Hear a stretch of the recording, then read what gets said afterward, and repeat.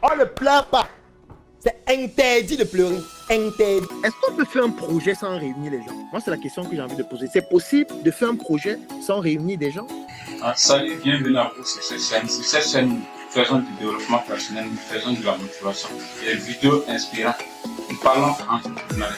Et cette vidéo est un résumé des leçons à tirer de la chute vertigineuse de notre mentor, le docteur Claudel Nubishi, un entrepreneur qui a dès le début su installer sa notoriété sur les réseaux sociaux, savoir LinkedIn, Facebook et YouTube.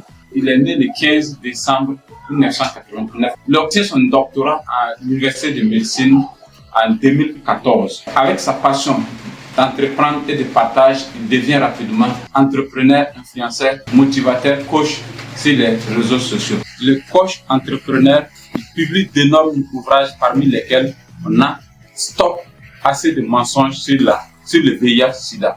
On a également 100 idées de business à lancer au Cameroun sans financement. Dans la foulée, le docteur crée la Startup Academy, Indioka et sa marque sur mesure pour valoriser la culture africaine. Avec sa Startup Academy, le docteur publie ses expériences et celles de ses entrepreneurs qu'il a connus dans ses formations sur ses comptes sur YouTube. C'est pour ça que je fais beaucoup de vidéos, parce que je veux documenter cela. Celui-là même qui incarne la réinvention personnelle et une motivation pour la jeunesse africaine pour la réalisation de soi, va après une courbe descendante de sa vie d'entrepreneur qui a pu poser alors la descente vertigineuse de notre mentor.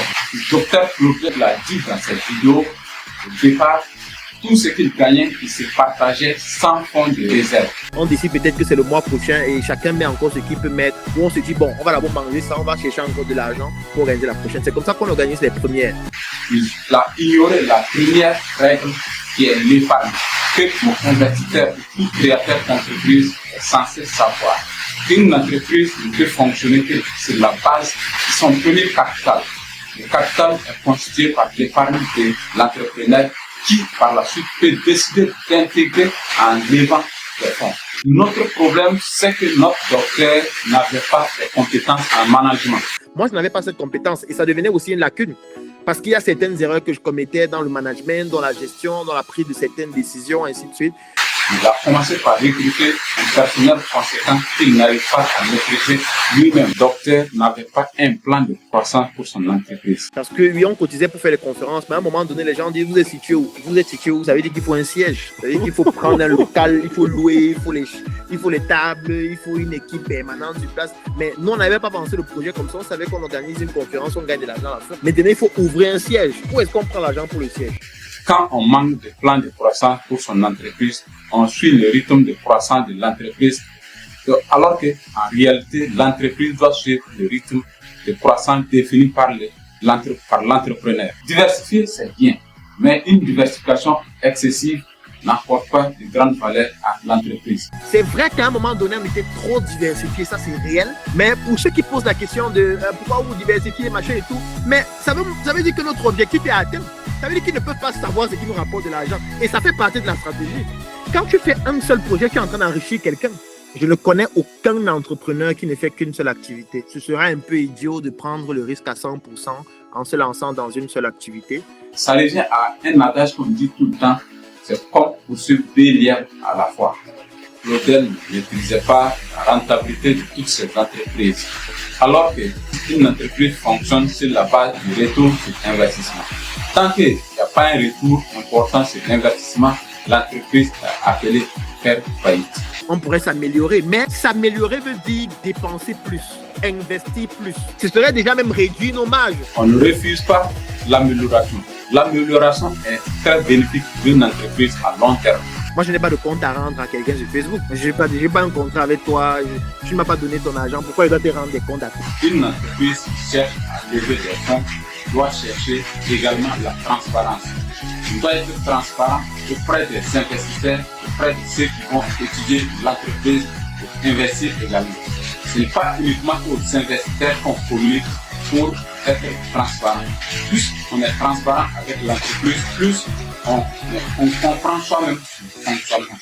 Refuser la transparence pour ne pas que les concurrents sachent dans quelle du domaine où on gagne l'argent n'est pas une bonne stratégie pour un entrepreneur. Parce qu'à partir du moment où tu rentres dans la communauté, tu mets l'argent des gens en jeu. Et ça devient très sensible parce que les gens qui viennent, ils n'ont pas nécessairement la maturité. Qu'est-ce que tu réponds à ceux qui disent que ce n'est pas une bonne approche, se lancer dans des projets où on met l'argent ensemble pour faire que la preuve comme quoi tu es légitime?